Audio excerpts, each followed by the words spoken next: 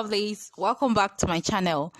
Right into this video, I'll be putting you through the steps on how to stop autoplay on your Facebook app. Okay, so first you log in your details and then open your Facebook app,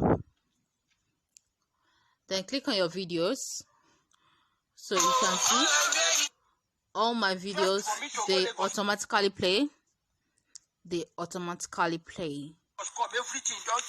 Even when I don't click on them, they just automatically play. She'd been trapped in a dungeon.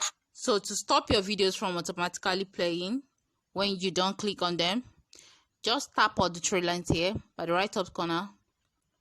Then you scroll down to settings and privacy. Then click on settings and privacy. Right here, you click on settings and it will take you to those features.